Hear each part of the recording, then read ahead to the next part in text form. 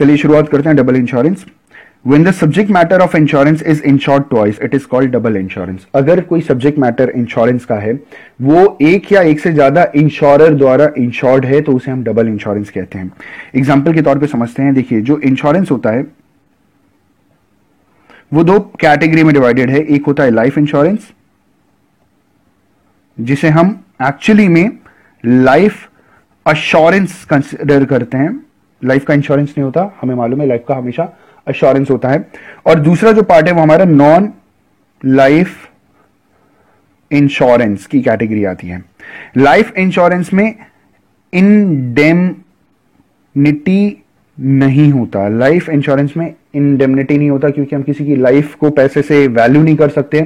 तो life insurance की category में अगर किसी मिस्टर एक्स ने अलग अलग इंश्योरर से इंश्योरेंस करवा रखा है, इंश्योरर ए से 10 लाख रुपए का इंश्योरेंस करवा रखा है, बी से 5 लाख रुपए का इंश्योरेंस करवा रखा है, और सी से मान लीजिए 5 लाख रुपए का इंश्योरेंस करा रखा है, तो at the time of uncertain death ये तीनों इंश्योरर जो मिस्टर एक्स हैं उनको पे करेंगे। मतलब कुल मिलाकर के इनके जो नॉमिनी है उनको 20 लाख रुपीस मिलेगा।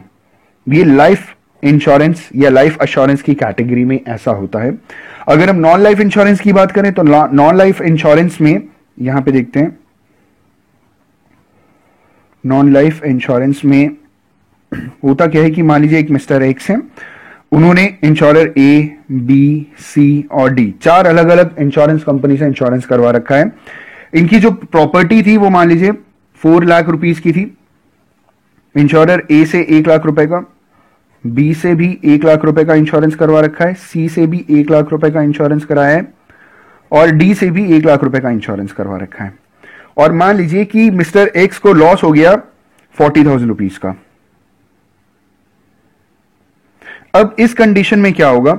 देखिए, मिस्टर एक्स ने अलग अलग इंश्योरर से इंश्योरेंस करवा रखा है, तो इसे हम डबल इंश्योरेंस की कैटेगरी में लेकर के आते हैं, क्योंकि उन्होंने एक से नहीं करवाया, अलग अलग से करवाया।